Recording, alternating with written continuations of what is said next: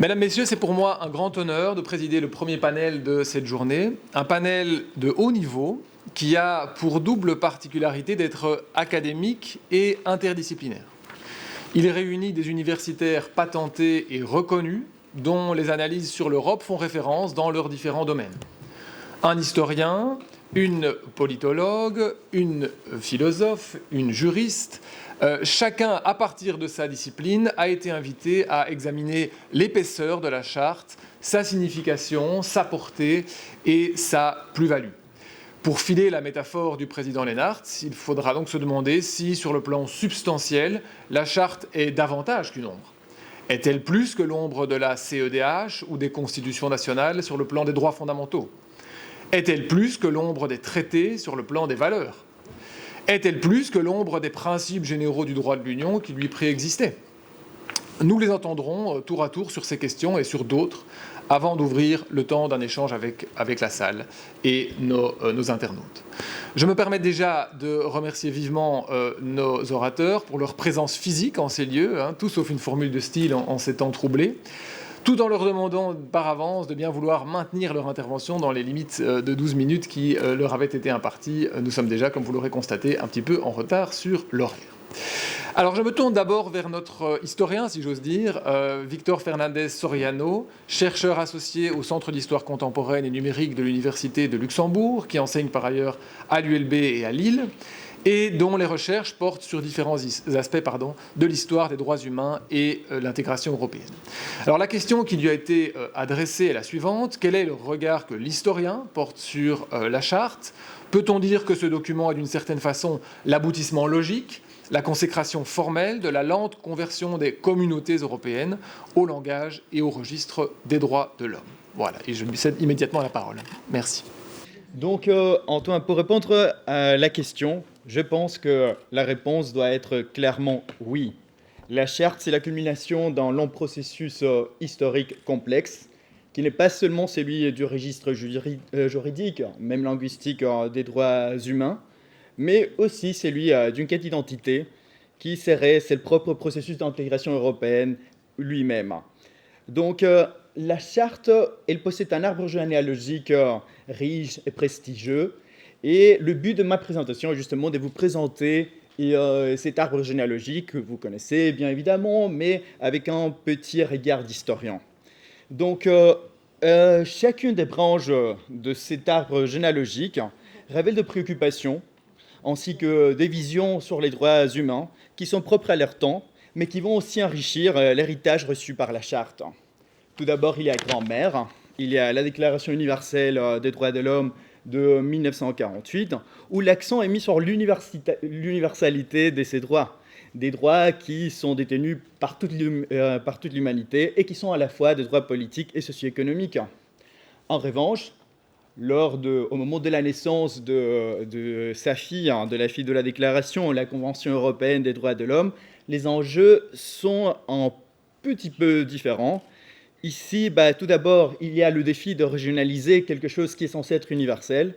Et ensuite, il y a une idée qui va rester implicite lors de la conception de la CEDH, mais qui sera très, très forte à l'époque, qui est celle des valeurs, d'identifier ces droits et avec des valeurs qui sont à la fois les valeurs qui identifient les démocraties occidentales, et tout cela face à l'Est communiste et aux dictatures autoritaires, notamment du Sud-Ouest.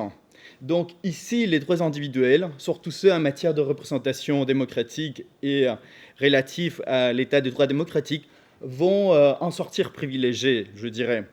Et cette idée, qui est forte au moment de la signature de la Convention européenne des droits de l'homme à Rome en novembre 1950, elle sera aussi transmise au projet de communauté politique européenne, qui est le premier projet à vouloir intégrer les droits fondamentaux dans un ordre juridique communautaire. Un projet qui ne va pas aboutir, et malgré sa présentation le 9 mars 1953 au président du Conseil des ministres, à l'époque Georges Bidault, que l'on voit dans la photographie, mais qui sera fort imprégné de cette conception des droits humains, de droits fondamentaux européens comme des valeurs propres au nord-ouest européen, et avec une vocation aussi de transmission.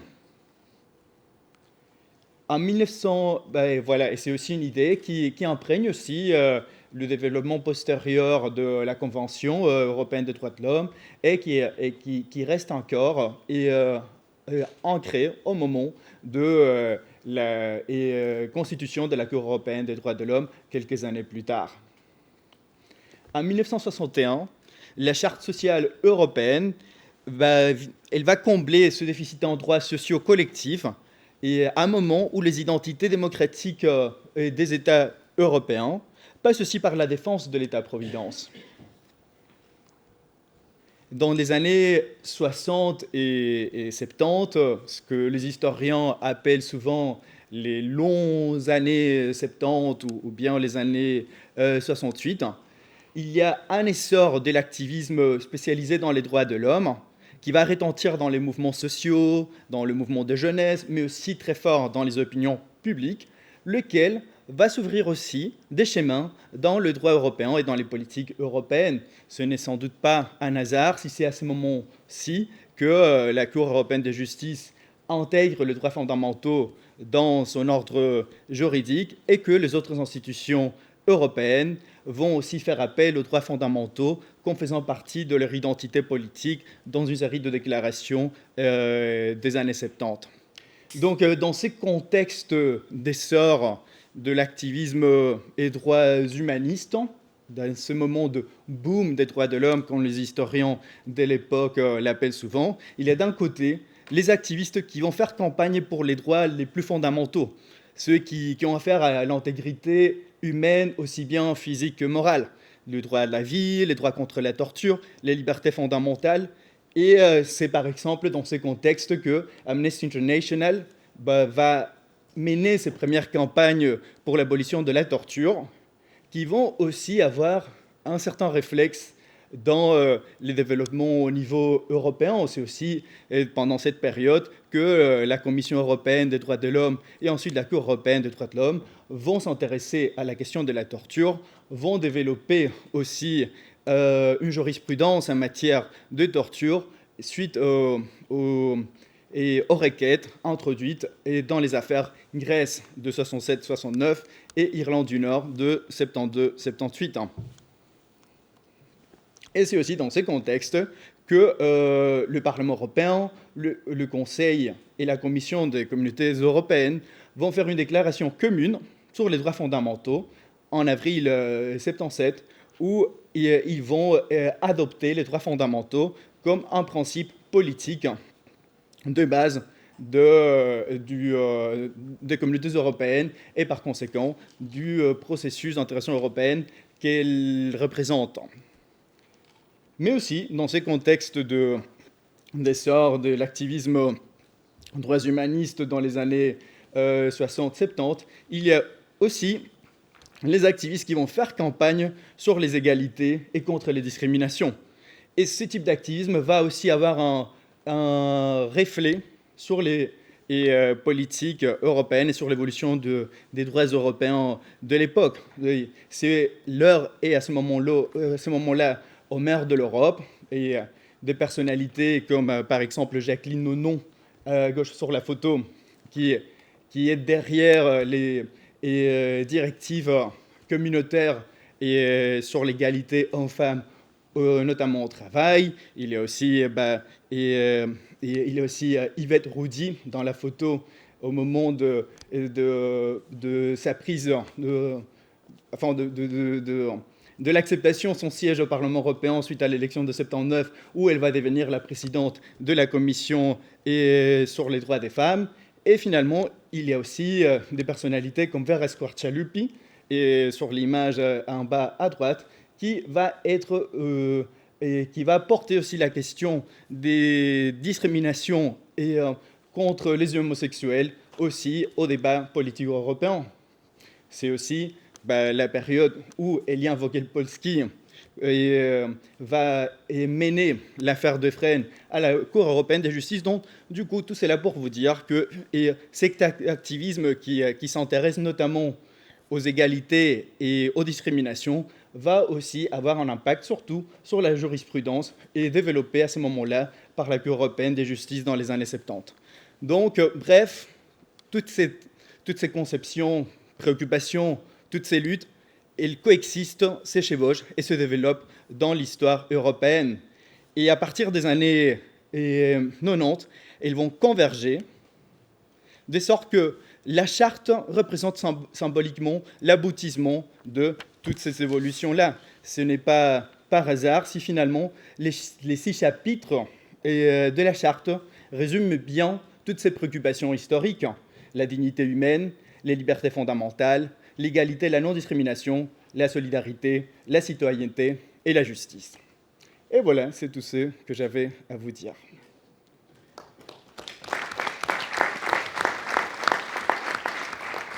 Oui, merci à M. Fernandez Soriano pour ce parcours à presser évidemment dans toute l'histoire de la consécration des droits fondamentaux dans l'Union européenne. Merci à lui.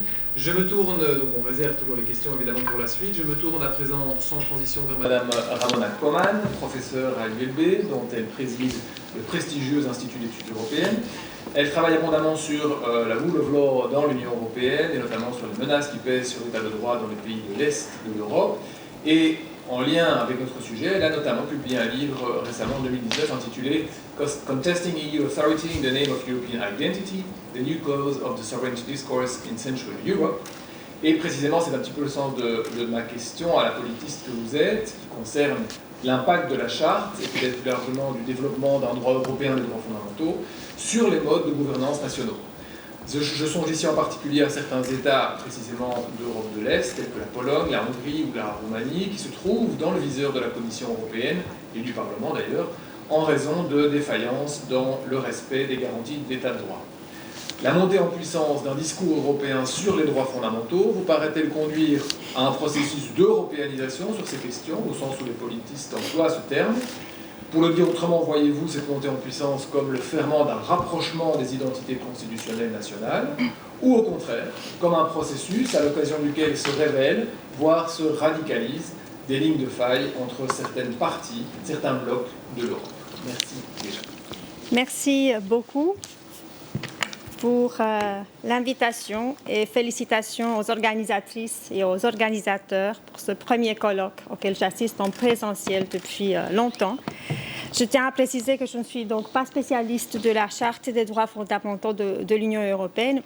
Mes travaux, comme le président de ce panel l'a rappelé, mes travaux ont porté sur l'élargissement de l'Union européenne vers les pays d'Europe centrale et orientale, avec une attention particulière accordée aux réformes de la justice et à l'état de droit. Je m'intéresse actuellement au développement au niveau européen des instruments et des procédures pour le respect de l'état de droit dans les États membres de l'Union européenne. Donc, dans cette littérature de sciences politiques et en études européennes, les références à la charte sont peu nombreuses, alors que la démocratie et l'état de droit sont évoqués dans le préambule et que l'état de droit y apparaît à l'article 47 consacré à un recours effectif et au droit à un procès équitable. Alors, pour répondre à la question qui a été posée, ces travaux en études européennes et en sciences politiques ont effectivement mis en exergue un double processus. Un processus au niveau européen qui s'est traduit par l'affirmation des valeurs communes des États membres. Les dernières décennies, nous avons assisté à l'émergence graduelle d'un discours sur l'état de droit, la démocratie et les droits fondamentaux. Ce sera mon premier point. Et puis un processus au niveau national, conceptualisé par les politologues en termes d'européanisation, de transformation des institutions, des politiques, des identités nationales, induit par l'adhésion ou l'appartenance à l'Union européenne, dont les résultats sont très mitigés. Ce sera mon deuxième point. Peut-on parler d'un rapprochement des identités constitutionnelles comme résultat de ce double processus ? Alors que le processus de consolidation des mécanismes de l'Union européenne afin de faire respecter l'état de droit dont les États membres est en cours, et nous suivons tous les négociations pour le cadre financier pluriannuel ou le paquet New Generation Europe, l'Europe centrale et orientale dévoile depuis plus de 10 ans une série de paradoxes.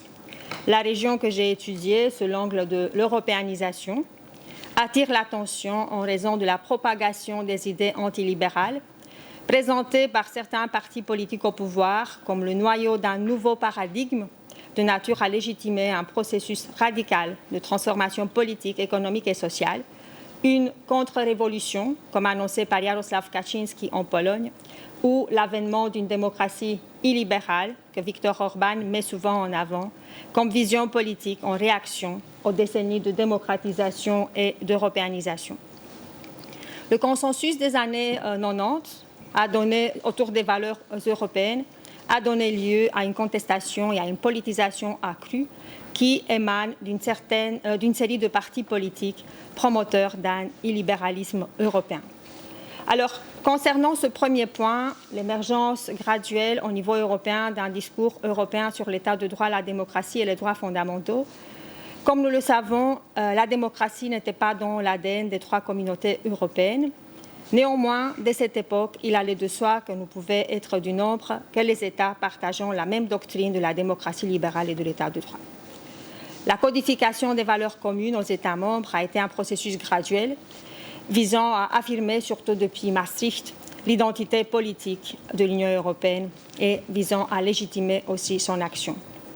L'élargissement vers l'Europe centrale et orientale a renforcé cette idée que l'Union européenne doit promouvoir ses normes et ses valeurs, que l'Union européenne peut être le territoire de déploiement des principes démocratiques, que l'Union européenne est une puissance normative.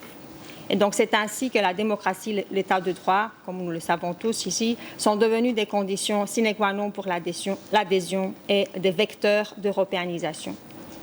Les critères de Copenhague ont guidé ce processus très complexe de transformation de l'État-nation à l'État membre. On pensait à l'époque que la marche vers la démocratie en Europe centrale et orientale était aussi sûre que naturelle. Pourtant, le consensus autour des valeurs qui semblait unir les gouvernements des États membres et des pays candidats était fragile. Des formes de résistance à ce processus se sont manifestées avant même l'adhésion à l'Union européenne. Et c'était un peu le constat lors des débats autour de la formation d'un gouvernement autrichien, déjà en 1999, avec l'extrême droite, quand les pays candidats à l'adhésion à l'époque avaient souligné que sanctionner l'Autriche pour le non-respect des valeurs communes constituait une action intrusive dans la politique des États. Après l'adhésion, les lignes de faille et les divisions entre l'Est et l'Ouest se sont accentuées. Depuis plusieurs années, les nouveaux États membres semblent être les réinventeurs d'un illibéralisme européen. L'Ouest, qui a longtemps exercé un pouvoir d'attraction, devient la cible des critiques car présenté comme source de dégradation des vraies valeurs. Liberal democracy has no future, a déclaré en 2014 Viktor Orban. Non seulement le Fidesz de Viktor Orban, mais aussi d'autres partis remportent des élections avec des programmes qui mettent en avant une nouvelle conception du pouvoir, une nouvelle vision de la société, qui rejette le multiculturalisme et le pluralisme, promouvant des formes de nationalisme économique, sans pour autant rompre avec le néolibéralisme et contestant la légitimité des organisations internationales et de l'Union européenne au nom de la souveraineté et d'une conception majoritaire de la démocratie qui serait l'expression de la volonté populaire.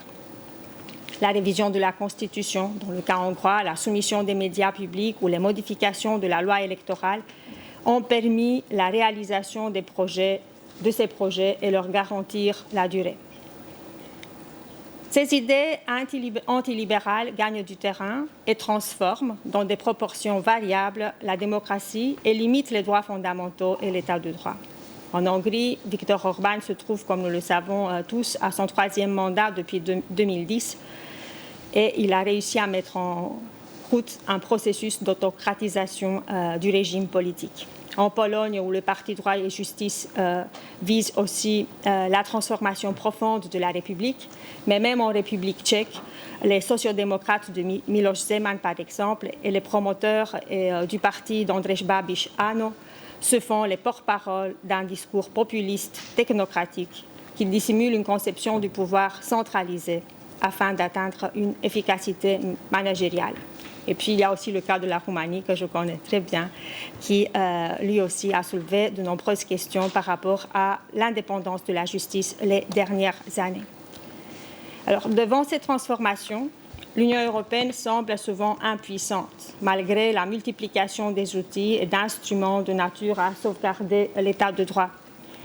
L'action de l'Union européenne n'a pas empêché la Pologne ou la Hongrie à mettre en œuvre des réformes contraires aux valeurs communes, même si dans la présentation de ce matin, le président de la Cour de justice a rappelé que certains arrêts ont été récemment exécutés par la Hongrie.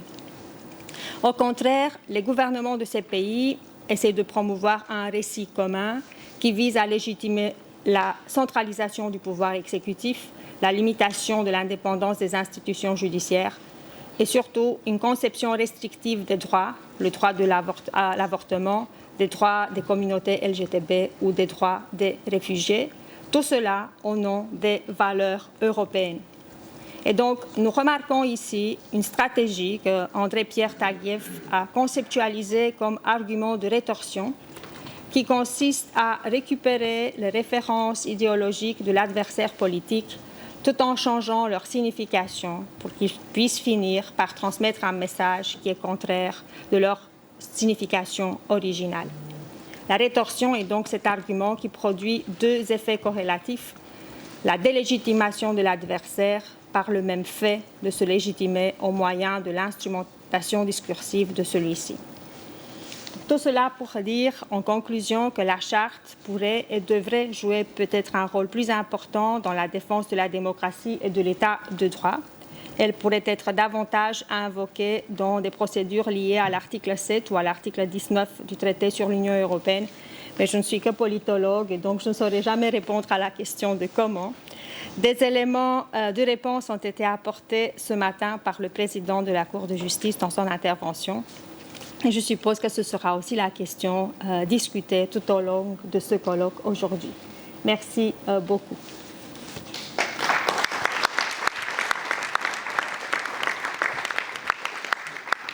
Merci Mme Coman pour ce portrait très réaliste, malheureusement, des menaces qui pèsent aujourd'hui sur les valeurs promues par la Charte des droits fondamentaux. Je me tourne toujours sans plus attendre vers notre troisième intervenante, Élise Lumire, qui est professeure à la Catholic Université de Leuven, où elle dirige le Centre de droit international et européen. Elle a récemment décroché une bourse européenne prestigieuse pour lancer un projet de recherche de vaste ampleur justement sur la Charte. Et elle a publié notamment évidemment chez Oxford University Press en 2018, un livre précisément consacré à la première politique, the first fundamental rights policy of the EU Equality Law. La question qui lui a été posée est la suivante, et c'est une question peut-être un petit peu plus tendancieuse, si je puis dire, que les précédentes. La Charte est encore très méconnue des praticiens qui préfèrent se tourner vers la CEDH ou leur constitution nationale. On pourrait penser a priori qu'ils ont raison, dès lors que d'une part, comme l'a rappelé le président Lennart, le champ d'application de la Charte est fort limité, et que d'autre part, cette Charte a été conçue comme un instrument de codification en droit constant. Dans ce contexte, la question se termine de la sorte, quelle est selon vous la plus-value apportée par la Charte à la protection des droits fondamentaux? Et je la remercie déjà de sa réponse. Merci beaucoup, professeur Baldeux, pour cette introduction et merci beaucoup aux organisateurs pour cette invitation. D'après mes calculs, c'est la première fois en 16 ans que je fais une présentation en français et que je rédige en français. J'en suis très fière et très heureuse. Merci beaucoup. À mes yeux, la plus-value de la Charte est indéniable, contrairement peut-être au point de départ un peu pessimiste de la question qui m'a été posée. Mais il est vrai que pour arriver à cette conclusion, je recentre un petit peu la question qui m'a été posée. De deux façons. Dans un premier lieu, il me semble qu'il est important de ne pas seulement s'intéresser aux plaignants, mais de s'intéresser à l'ensemble des acteurs qui peuvent utiliser la Charte dans leur discours juridique. Et ça peut s'adresser notamment aux acteurs institutionnels. Et deuxièmement, le recadrage que j'opère est aussi relatif au niveau réglementaire auquel on s'intéresse.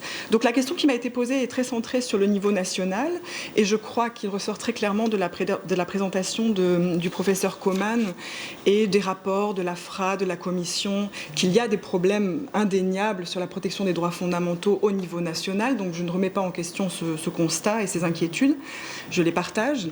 Mais je crois qu'on peut aussi regarder la Charte sous des angles différents en se positionnant notamment davantage au niveau européen. Et donc mon propos sera de soutenir que la charte a une valeur ajoutée à deux égards. Elle contribue en premier lieu à la maturité du système juridique de l'Union européenne et en deuxième lieu, elle cristallise, elle symbolise une transformation au sens plus large du système de protection des droits fondamentaux à l'échelle européenne, au sens plus large en termes géographiques, je dirais, au-delà des contraintes de l'ordre juridique de l'Union. Alors sur le premier point, l'Union, à mes yeux, contribue indéniablement à la maturité du système juridique de l'Union. En premier lieu, parce qu'elle contribue, elle marque un renforcement du narratif sur les droits fondamentaux. De la dimension narrative, pour reprendre les termes, pour emprunter et sortir de son contexte les termes d'Antoine Bayeux sur les récits judiciaires. Cette dimension narrative, elle est très forte dans la jurisprudence de la Cour. Je n'ai pas besoin d'y revenir puisque le président lui-même a très clairement démontré l'importance de la charte dans la jurisprudence de la Cour ce matin. Mais le discours sur les droits fondamentaux est présent au sein d'une multitude d'autres organes, d'autres acteurs de l'Union européenne. On voit les références à la charte très clairement dans le travail de la Commission qui a développé une stratégie sur la charte dès début des années 2010, dans le travail du Conseil, du Parlement européen, des efforts pour prendre en compte les droits fondamentaux en amont du processus législatif, en particulier dans les cadres d'évaluation d'impact. Et ces évaluations d'impact, qui peut-être parfois peuvent sembler un petit peu abstraites ou éloignées de la réalité des droits fondamentaux, sont parfois utilisées comme instrument entre institutions pour se combattre. Par exemple, le Parlement européen a demandé une étude d'impact en réaction à la proposition de la Commission de réviser la directive, de réformer la directive Retour. Et c'était une évaluation d'impact qui portait en particulier sur les droits fondamentaux. Donc la charte est un instrument au sein du fonctionnement des institutions. Même si tout n'est pas toujours parfait, il est indéniable qu'elle est là. Et je dirais de même pour les agences, par exemple, de l'Union européenne, qui sont de plus en plus sensibilisées à cette question-là. Donc on a indéniablement un renforcement du narratif sur les droits fondamentaux à l'échelle de l'Union. Et la charte est un liant. Beaucoup de ces développements auraient pu avoir lieu probablement sans la charte. Mais la charte donne une visibilité, une cohérence et un langage commun à ces nouveaux narratifs. Enfin, à ce renforcement du narratif sur les droits fondamentaux. Et dans ce sens-là, la charte vient épouser les dynamiques du droit de l'Union. Et c'est là aussi que je crois qu'il y a une contribution à la maturité de l'ordre juridique de l'Union. La charte vient se frotter aux grandes questions traditionnelles. Quel est le champ d'application du droit de l'Union? Quelles sont les conditions pour l'effet direct, donc pour la possibilité d'utiliser des droits de l'Union dans des relations entre particuliers, dans des litiges entre particuliers au niveau national?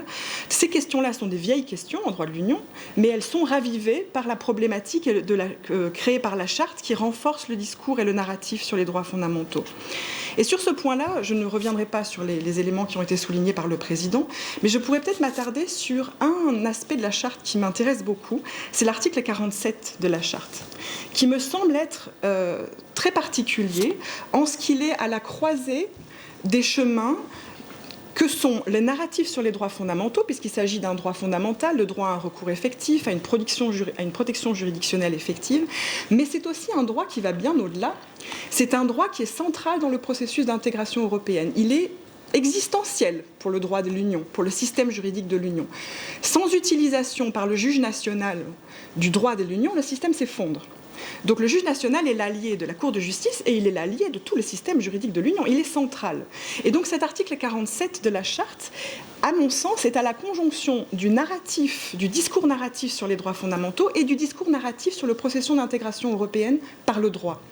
Et donc ça ne m'étonne pas, dans un sens, qu'on voit ces dernières années une nouvelle ligne de jurisprudence sur l'accès aux juges en matière d'état de droit, et c'est un petit peu ce que vous aviez dit, professeur Coman, sur cette question notamment de l'accès aux juges dans certains États membres. On sait très bien qu'il y a eu des affaires concernant la Pologne. Et donc là, on a une relation assez étroite et ambiguë entre l'article 47 de la Charte et l'article 19 du traité, que la Cour a essayé de clarifier aussi il y a quelques jours dans un arrêt du 6 octobre. Mais je dirais qu'on pourrait aussi regarder au-delà. Je crois qu'on peut s'attendre, et d'ailleurs c'est déjà le cas, à des arrêts assez révolutionnaires sur sur la conjonction de l'article 47 de la Charte et la dynamique du processus d'intégration de l'Union. Je crois qu'il y a notamment des arrêts assez remarquables en matière d'accès aux juges dans le domaine de l'immigration, des demandeurs d'asile et de l'immigration légale, notamment dans les affaires avec des noms un petit peu complexes, Torubarov, mais aussi l'affaire Orchagos qu'a mentionné le président ce matin, qui est intéressante pour plusieurs raisons, mais notamment pour l'utilisation de l'article 47.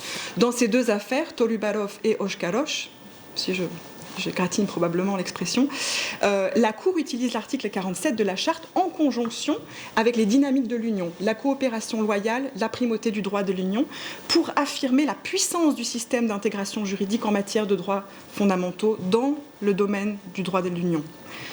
Donc cette transformation du narratif de l'Union sur les questions de droits fondamentaux m'amène à cette deuxième remarque que j'ai annoncée en introduction, le deuxième point de cette présentation. Selon moi, la Charte cristallise une transformation du système européen pour la protection des droits fondamentaux. Et donc là, je ne parle plus spécifiquement de l'ensemble des politiques du droit de l'Union, mais plus généralement de l'ensemble des instruments qui assurent ou qui cherchent à mieux protéger les droits fondamentaux à l'échelle européenne. Et là, une première remarque. La Charte, je crois qu'il y a un petit peu un risque à oublier l'importance d'autres instruments sur les droits fondamentaux, à être trop centré sur la Charte. Et c'est un petit peu ce qui se passe, je crois, ces 2 dernières années avec ces anniversaires de la Charte. Évidemment, c'est bienvenu. Mais enfin, n'oublions pas qu'il y a une multitude d'autres instruments pour la protection des droits fondamentaux. Il y a évidemment la Convention européenne des droits de l'homme, la MER, si j'ai bien compris, dans la présentation de mon collègue, M. Fernandez Soriano, mais aussi, évidemment, des dispositions du traité sur le fonctionnement de l'Union européenne qui protègent certains droits fondamentaux, les principes généraux du droit de l'Union, les traditions constitutionnelles des États membres, qu'elles soient communes ou non, des instruments législatifs de l'Union en matière de non-discrimination, en matière de protection des parties à un procès pénal, en matière d'asile. Donc, on a à l'échelle européenne une multitude d'instruments pour la protection des droits fondamentaux. La Charte n'en est qu'en fait un élément liant, un socle commun. Et je crois que ce qui fait la beauté de la Charte ces dernières années, c'est en réalité son interaction avec ces autres sources pour la protection des droits fondamentaux. Et ça, de nouveau, à 2 égards. Au sein du système juridique de l'Union, il est indéniable qu'on a vu ces dernières années des développements nouveaux qui augmentent le potentiel de l'action de l'Union pour la protection des droits fondamentaux de façon très directe, explicite. C'est la question, par exemple, de l'effet direct de la Charte en conjonction avec des dispositions législatives du droit de l'Union. C'est un point technique que je n'insiste pas, mais il y a toujours eu une corrélation entre le droit législatif qui était protégé et l'effet horizontal qui a été donné à la Charte. On peut aussi penser à la Convention des Nations Unies sur les droits des personnes handicapées, qui interagit de façon très très vivante avec la Charte et la législation de l'Union en matière de protection des droits fondamentaux. Mais peut-être je pourrais conclure ce propos en me tournant sur la dimension qui va au-delà du système du droit de l'Union. Et là, j'ai le privilège de pouvoir m'appuyer sur la présentation du président il y a quelques minutes. Je vais revenir sur les 2 exemples qu'il a cités. Donc tout d'abord, l'interaction entre la Charte et les ordres constitutionnels des États membres, et ensuite la Charte et la Convention européenne des droits de l'homme. Mais donc sous un angle un peu différent pour ne pas répéter ce qu'il a dit. Donc, on a effectivement ces arrêts de la Cour constitutionnelle allemande sur le droit à l'oubli. On a aussi depuis 2 ans une jurisprudence de la Cour constitutionnelle italienne qui est beaucoup plus ouverte à la Charte qu'elle ne l'était dans le passé. Et puis on a d'autres juridictions qui depuis longtemps utilisent la Charte à l'échelle nationale comme instrument d'interprétation des droits fondamentaux.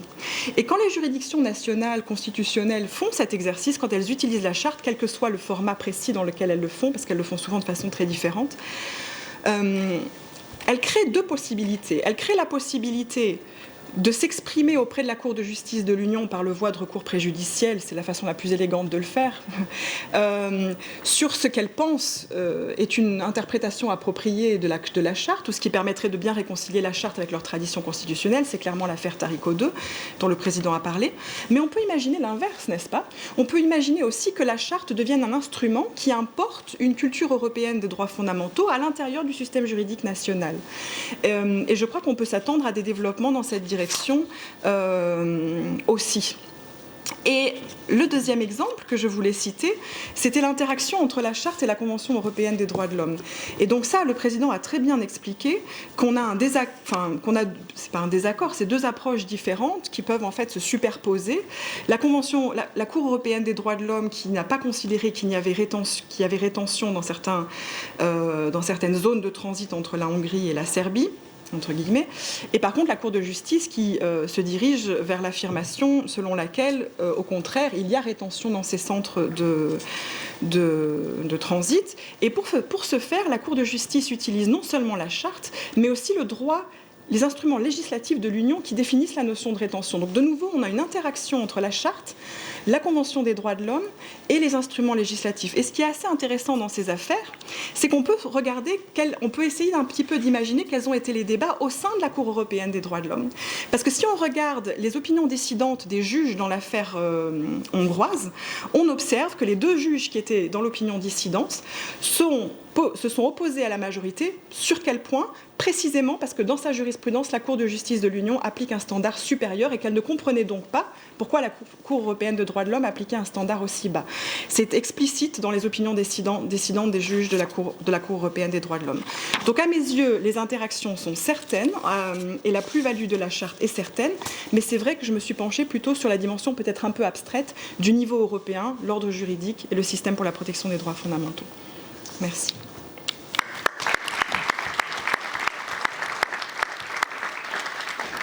Merci beaucoup pour cette réponse effectivement très, très claire et très argumentée, sur laquelle évidemment il y aura beaucoup de choses à dire, mais qui, je pense, a le mérite d'être très, en toute hypothèse, très convaincante.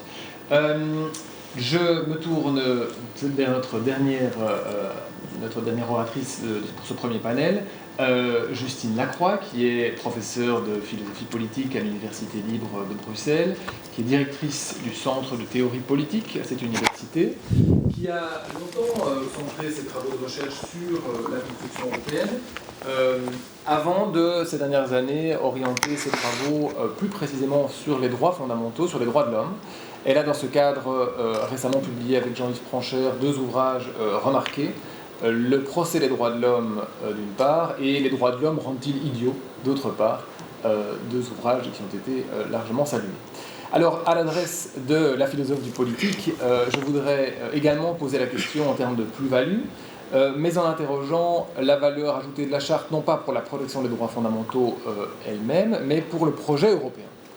Une charte telle que celle-ci se résume-t-elle à un instrument typique d'une conception qu'on pourrait qualifier libérale du politique, donc c'est-à-dire une conception qui vise à assurer la justice et la coexistence harmonieuse de différentes conceptions d'une vie bonne, ou engage-t-elle l'Union dans la promotion de valeurs substantielles qui colorent, qui distinguent son projet politique d'autres ordres constitutionnels dans d'autres parties du monde?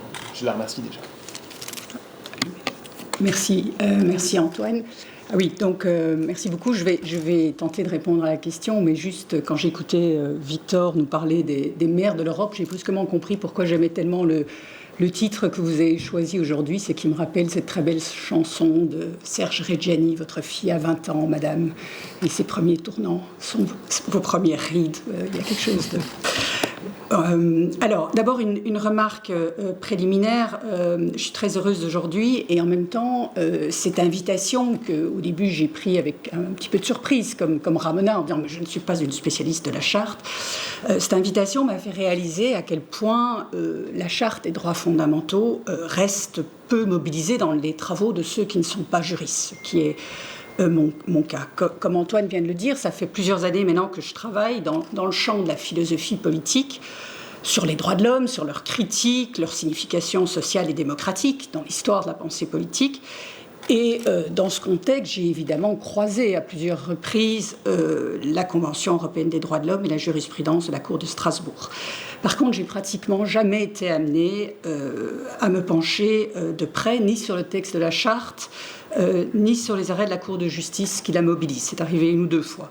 Alors, c'est évidemment une lacune de taille dont j'ai pris conscience en préparant cette rencontre, mais ça me semble quand même assez significatif quand même de la faible résonance de la charte dans le débat public. Je crois que les organisateurs du colloque mentionnaient le fait que seuls 12% des Européens connaissaient l'existence de la charte pas sûre que le pourcentage soit tellement plus élevé parmi mes collègues philosophes.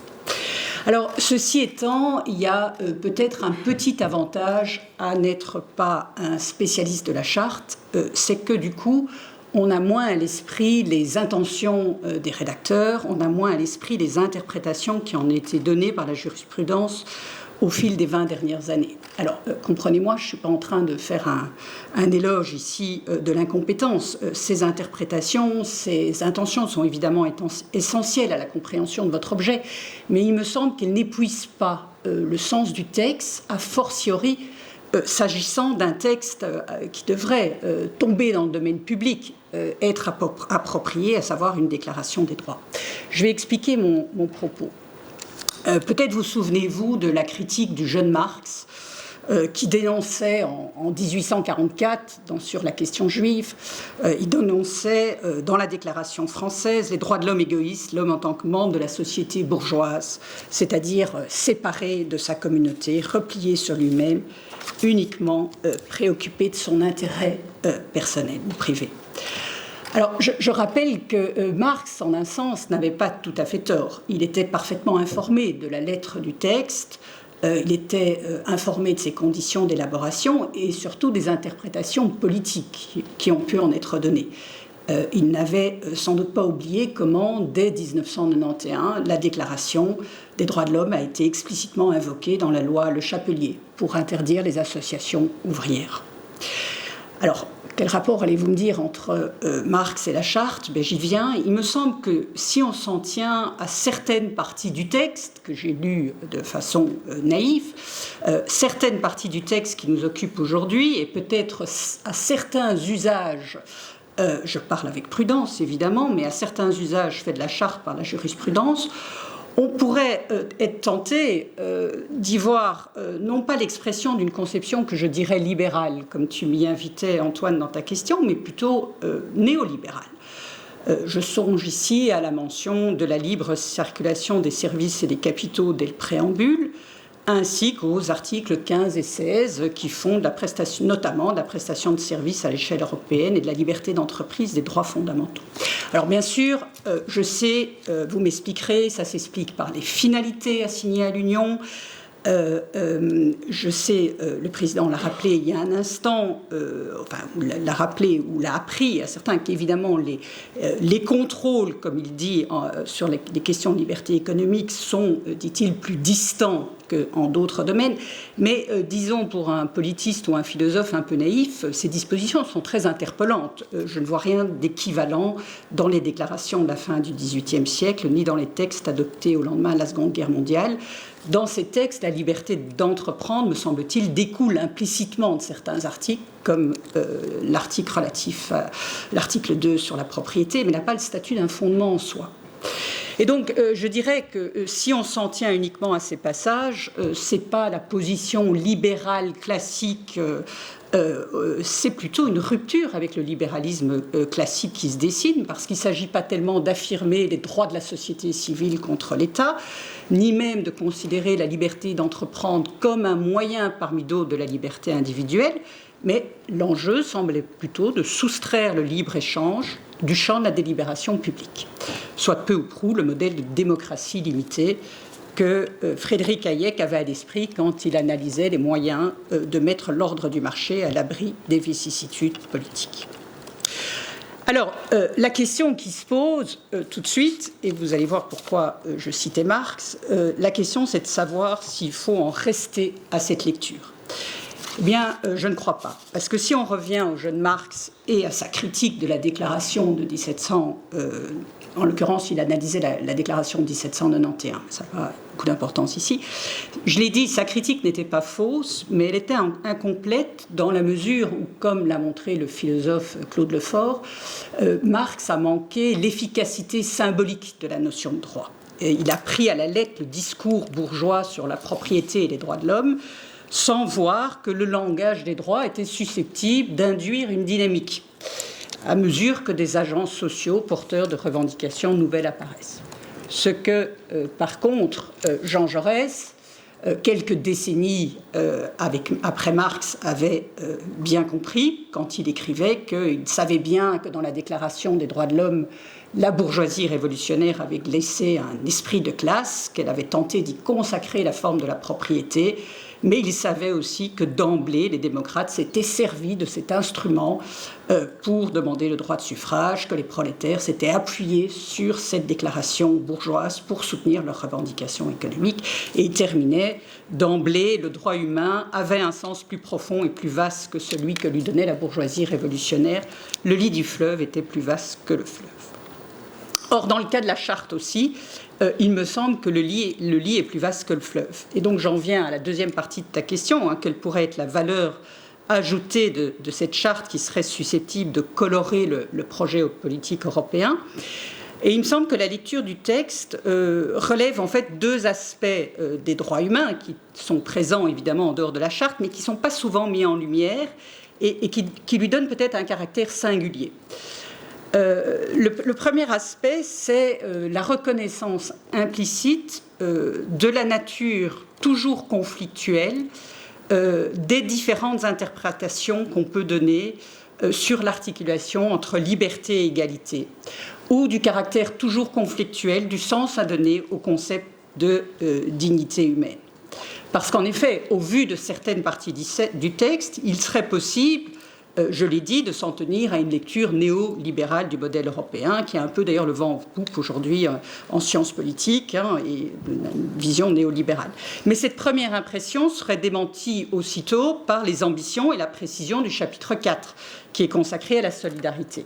Et il me paraît significatif qu'à la fin, par exemple, d'Homo Juridicus, Alain Supiot, qui est pourtant peu avare de critiques à l'encontre de la construction européenne en général et de la Cour de justice de l'Union européenne en particulier, il ne l'a guère épargné, exprimait en tout cas son enthousiasme vis-à-vis de cette disposition. Je vous ai mis la citation complète, en soulignant que telle qu'elle était définie dans la charte, la solidarité permettrait de contenir les effets de déstructuration sociale liés à la mondialisation. Je ne sais pas si ces espoirs, les espoirs qu'il mettait à l'époque ont été couronnés de succès, mais disons qu'une lecture même rapide de ces articles montre finalement que la vision d'un système européen monolithique qui serait tout entier dominé par un logiciel néolibéral, en réalité ne résiste pas non plus à l'analyse. Ce que Antoine a montré dans un article récent qu'il m'a eu la gentillesse de me transmettre, c'est qu'en réalité, ce qu'on voit, c'est qu'il y a vraiment différentes options politiques qui sont à disposition et qui pourraient être concrétisées. Alors, pourquoi est-ce que j'insiste autant sur ce qui m'apparaît être ces tensions dans le corps du texte? C'est que ça illustre peut-être, à mon sens, pour répondre à ta question, la première caractéristique de ce que pourrait être le modèle européen, à savoir non pas une communauté homogène qui serait unie autour de valeurs supposées consensuelles et spécifiquement européennes, mais c'est plutôt une invite à concevoir l'Europe comme le lieu d'un affrontement civilisé, j'entends, d'un affrontement civilisé entre différentes conceptions libertariennes, conceptions libérales, conceptions socialistes, conceptions radicales des droits humains. Autrement dit, ce serait une invite à la concevoir avant tout comme un terrain pour des luttes démocratiques, luttes qui doivent s'opérer dans des instances législatives, judiciaires, médiatiques, sur la signification que nous donnons aux principes de liberté, aux principes d'égalité, significations qui sont vouées à rester différentes. Alors, la deuxième chose qui m'a frappée en lisant cette charte par rapport aux autres instruments que je connaissais, c'est une ouverture vers une interprétation des droits de l'homme qui ne les réduit pas aux seuls droits de l'individu, mais qui conçoit ces droits de l'homme comme constitutifs d'un espace social. Je rappelle rapidement qu'un de mes auteurs favoris, vous l'aurez compris, estimait que justement c'était l'erreur de l'interprétation libérale des droits fondamentaux. Je ne développe pas la citation que je vous ai mise ici, mais il estimait qu'au fond, l'erreur de l'optique libérale, c'était de réduire les droits de l'homme aux droits de l'individu et de ne pas voir que les droits de l'homme, en réalité, étaient des droits au rapport entre les hommes, qu'ils ouvraient ce qu'il appelait une liberté de rapport, qu'ils ouvraient une dimension relationnelle. Or, ce qui m'a frappé, quand je lis le préambule de la Charte des droits fondamentaux, c'est cet avant-dernier paragraphe, la jouissance de ces droits entraîne des responsabilités et des devoirs tant à l'égard d'autrui qu'à l'égard de la communauté humaine et des générations futures. Je trouve que c'est très significatif de le lire en mettant en parallèle l'article 4 de la Déclaration des droits de l'homme et des citoyens, dont la formulation est quand même, me semble-t-il, sensiblement différente, puisque là, la liberté consiste simplement à pouvoir faire tout ce qui ne nuit pas à autrui. L'exercice des droits naturels de l'homme n'a d'autre borne que celle qui assure aux autres membres de la société la jouissance de ces mêmes droits. Et pour revenir à Marx, je rappelle que c'était un des principaux griefs qu'il faisait justement à la Déclaration française. C'était justement cet article qui consiste à considérer que l'autre est toujours une limitation de ma liberté, que l'autre, autrui, n'est pas la condition de réalisation de la liberté. Avec cet article, disait-il, on est dans la liberté des piquets, c'est la liberté de l'homme considérée comme une monade isolée. Alors que, me semble-t-il, avec cet avant-dernier paragraphe, on a quelque chose d'extrêmement intéressant qui fait qu'au fond, l'affirmation des droits est indissociable de l'inscription dans un monde commun qui en plus n'est pas réduit aux héritiers du patrimoine spirituel et moral de l'Europe, mais s'étend à l'humanité entière et aux générations futures. Je trouve ça extrêmement intéressant. Je termine. Il y a une dernière, puisque le temps nous presse, il y a une dernière notion sur laquelle je voulais attirer votre attention qui me semble-t-il, pourrait aussi mettre en valeur cette conception politique ou collective des droits de l'homme. C'est cette petite disposition sur elle, l'Union européenne place la personne au cœur de son action en instituant la citoyenneté de l'Union. Je trouve ça intéressant parce que je sais bien qu'on me dira que pour les rédacteurs de la charte, ça renvoyait sans doute à la conception chrétienne d'un individu doté d'une signification morale intrinsèque, mais je ne sais pas s'ils avaient conscience qu'il y a un autre sens du mot persona, le masque, qu'analysait d'ailleurs Marcel Mauss dans son célèbre article de 1938, et qui a été développé, tout le sens de persona est développé de façon magistrale par Hannah Arendt dans l'essai sur la Révolution, où elle dit au fond la persona dans son sens théâtral originel, c'est le masque que les exigences de la pièce attachaient au visage de l'acteur. Qu'est-ce qu'elle veut dire par là? Ça veut dire que pour elle, pour que les hommes et les femmes puissent se considérer comme des égaux, il leur faut un espace public d'apparition qui rendent leurs actes et leurs paroles significatives. Il y a une invitation, là je crois, à articuler les droits à l'exercice de la délibération démocratique. Je sais bien, peut-être vous me le direz aussi, que mon interprétation de la notion de personne, cette interprétation politique ne vaut que pour les versions françaises, italiennes ou espagnoles du texte, mais mon but ici, c'était avant tout de tenter, pour reprendre une formule d'Alain Supiot, d'ouvrir grandes les portes de l'interprétation en vous proposant ce regard peut-être un peu décalé. Je vous remercie.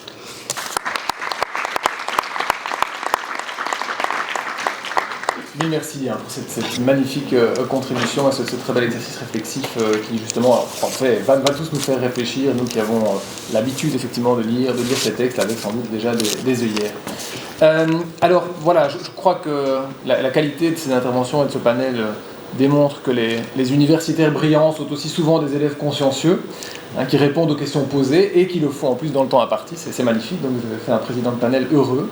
Un panel, je crois, qui remplit ses promesses, qui donne une ouverture à la fois temporelle, géographique, une profondeur dans l'analyse et le langage juridique, et enfin une ouverture plus méta avec cette dernière intervention. Et avant cette pause, je voulais encore remercier très vivement et proposer qu'on applaudisse chaleureusement nos intervenants ce matin.